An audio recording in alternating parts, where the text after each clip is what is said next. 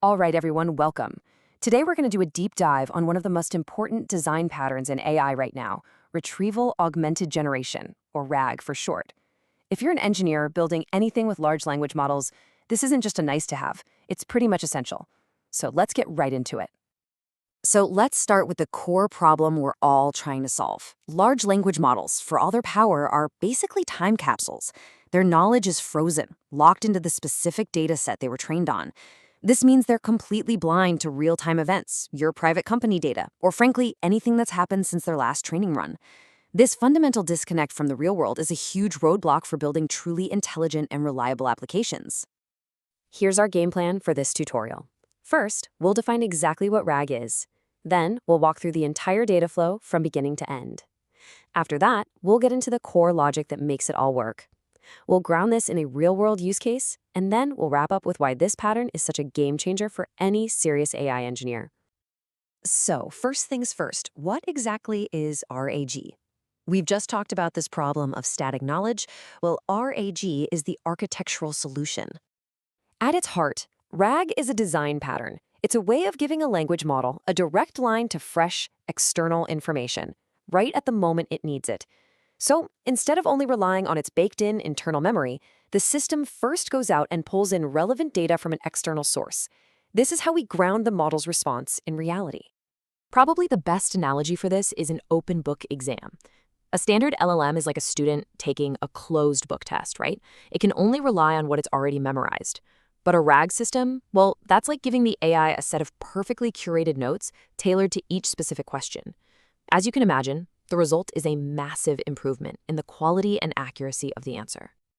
Okay, so how does this actually work under the hood? Let's trace the complete data flow all the way from the user's initial question to the final generated answer. There are really 4 key steps. It all starts when a user asks a question. Now, instead of that query going straight to the LLM, the system first searches an external knowledge base. Step 3, it retrieves the most relevant pieces or chunks of information it finds. And then, finally, and this is the magic of RAG, it injects those retrieved chunks directly into the prompt along with the original question. This gives the LLM all the context it needs to generate a grounded, fact-based response. Now, let's get into the technical core of the system. The entire RAG pattern really lives or dies by the quality of that retrieval step. So how on earth does the system know what information is actually relevant? This is where the real engineering comes into play. Because if you retrieve irrelevant information, it's just noise. It can confuse the model and actually lead to a worse response. But if you can pull in the perfect context, the LLM can deliver an absolutely exceptional answer. The precision of this retrieval step is everything. The technique that powers this is called vector similarity search. Here's the core idea. Every piece of text in your knowledge base, every paragraph, every sentence, is converted into a numerical vector called an embedding. You can think of this embedding as a mathematical representation of that text's semantic meaning. When a user asks a question, their query is also converted into a vector. The system then just does a mathematical comparison, usually cosine similarity, to find the text chunks whose vectors are closest to the query's vector. In simple terms, it's finding the text with the most similar meaning. And we controlled this search with a couple of key parameters. The first one, similarity top k, is pretty straightforward. It just tells the system how many of the top matching chunks to retrieve. Are we grabbing the top 3, the top 5? And then there's vector distance threshold. This basically acts as a quality filter.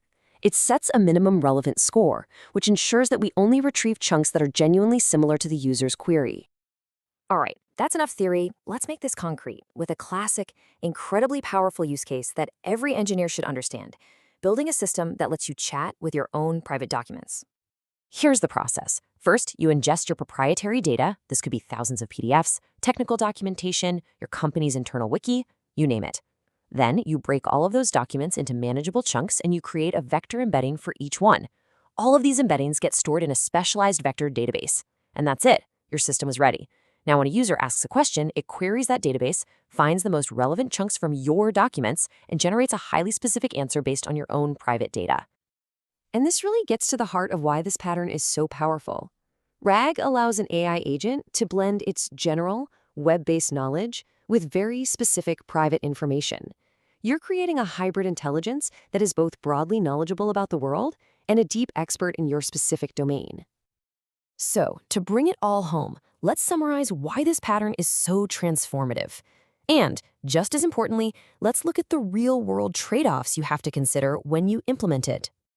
The benefits are pretty clear when you put a RAG system side by side with a standard LLM. You go from static, frozen knowledge to having access to current, external data. You dramatically reduce the risk of hallucinations because the model's answers are now grounded in verifiable sources. And you gain transparency because a RAG system can actually cite its sources, showing the user exactly where it got the information from.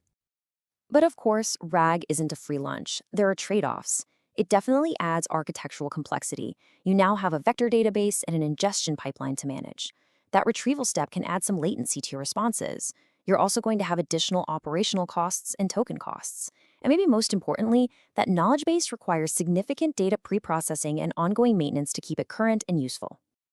Ultimately, RAG is what transforms a large language model from a general-purpose text generator into a specialized, reliable knowledge worker. It's the essential bridge between the model's incredible potential and your own proprietary data. So the real question I'll leave you with is, what could you build with an AI that can read and reason about your data?